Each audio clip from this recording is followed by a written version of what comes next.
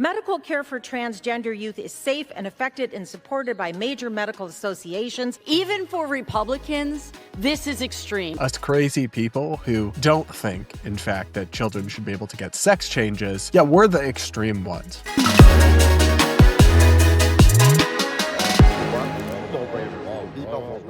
We got to talk about some truly dark news coming out of Washington, D.C., where the Democratic Party really just has one thing they have to do. They have one job: seem vaguely normal and let Trump crash and burn, right? Let people, he has a low approval rating, people want any sort of alternative. Democrats is just like, pretend to be normal and sane, and you'll probably do well in the next election. But they are physiologically incapable of doing so and refuse to do so. So they have decided that the best thing their party can do right now is double down on unproven experimental medical transitioning of gender-confused minors. Yes, seriously, that's what's happening here, because the Congresswoman Marjorie Taylor Greene, the Republican from Georgia, forced a vote on her legislation, the Protecting Children's Innocence Act, that would effectively ban federally gender transitions for kids. Everything from puberty blockers meant to block your natural birth sex puberty, to cross-sex hormones, to surgeries, thousands of which do occur on teenagers, for example, double mastectomies, where they remove your healthy breasts. All of this would be illegal, and in a more extreme step, it would actually punish doctors and parents who facilitate these treatments after the law is implemented with up to 10 years in jail, which I think is pretty extreme and not necessarily necessary. You could just make it illegal and impose civil penalties and take away doctors' licenses, and all that would probably be more than enough. However, it's not really about that. This is just a signaling vote. It's just a messaging vote, because this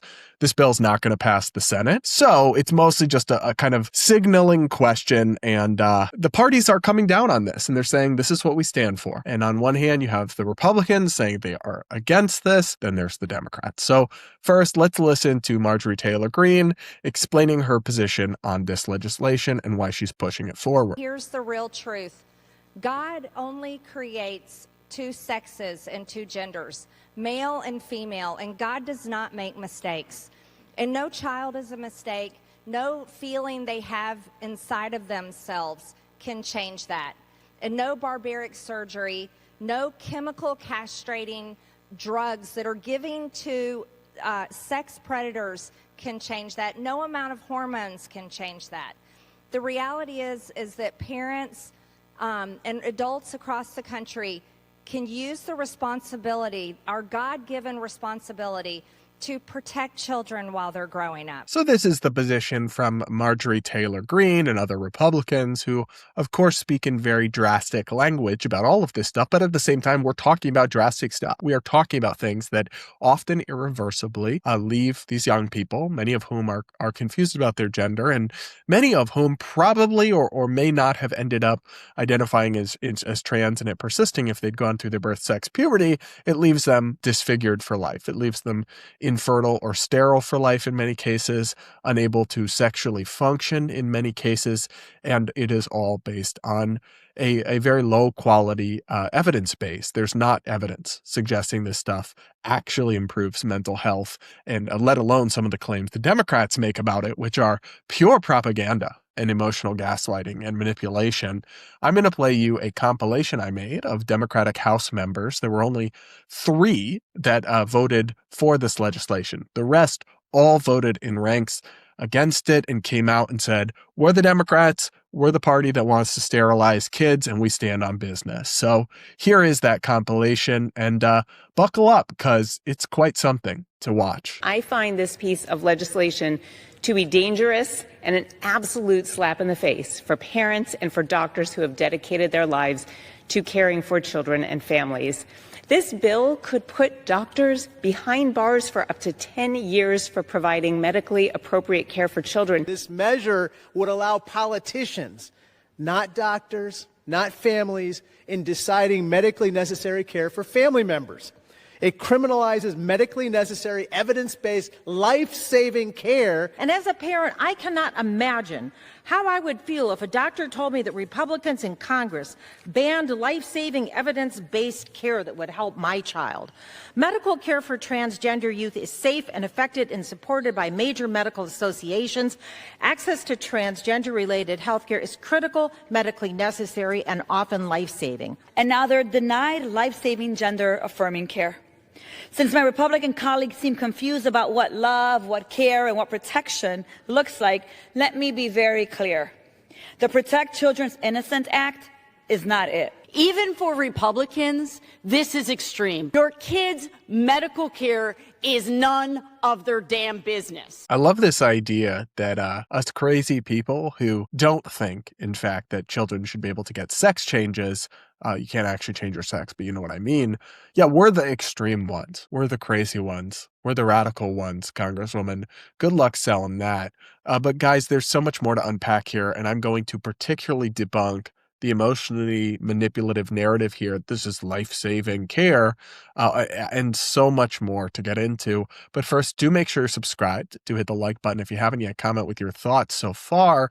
And guys, by the way, consider becoming a channel member on YouTube to unlock early access to full-length 30 to 40-minute ad-free episodes posted early of the Brad vs. Everyone podcast. You don't have to wait for all the segments to come out here on YouTube. And it's the best way to support my independent content and help me keep bringing you an honest take that doesn't pander to the left or right. Become a channel member now down below. Now, what's so dishonest and inaccurate about this is that they basically premise their entire argument on the idea that this is life-saving care. They're pretty explicitly accusing Republicans and others who want to restrict children until they're adults to make these life-altering decisions. They quite openly say you're killing kids, that more people will tragically take their own lives because of this. It's all the idea that it is life-saving care because it is a form of S-word, shall we say, prevention. Now, the problem with this is that it is a lie. As the health reporter Benjamin Ryan has explained, there's only ever been one study, and I'll put it on screen here. It's a study out of Finland to ever directly measure the effect this care had on suicide rates, and it found no effect on suicide deaths. In the same way, the Cass review, which I'll put on screen here, the comprehensive, non-political, non-ideological review of the evidence and literature that was commissioned by the National Health Service over in Britain, it found, quote, "It has been suggested that hormone treatment reduces the elevated risk of death by suicide in this population, but the evidence did not support this conclusion." Simply put, it's not true. They can say it over and over again. This is life-saving care. It's not actually an evidence-based claim. It's just manipulation and fear-mongering. So much so that when the ACLU was defending access to these treatments and procedures before the Supreme Court, their transgender-identifying radical lawyer, Chase Strangio, admitted this fact. Listen to this. But on page 195 of the Cass report, it says, there is no evidence that gender-affirmative treatments reduce suicide. What I think that is referring to is there is no evidence in the studies that this treatment reduces completed suicide. So the entire Democratic argument here is based on a false premise. It's based on something that can only be described as either a lie or just a totally inaccurate, factually incorrect statement, yet they say it so confidently and they so insult those of us who have a different view on this issue that I just find it so objectionable and dishonest and disgraceful. And they are defending these often irreversible treatments that kids really can't consent or understand to, all in the name of science and evidence that doesn't exist. Supposedly high quality evidence justifying all of this. It doesn't exist. And that's been the conclusion of all the major systematic reviews on this. And they're pushing these things, these procedures that leave these kids scarred, leave them infertile in many cases, leave them sexually dysfunctional in many cases, all based on a gender identity that is not even a coherent concept, really.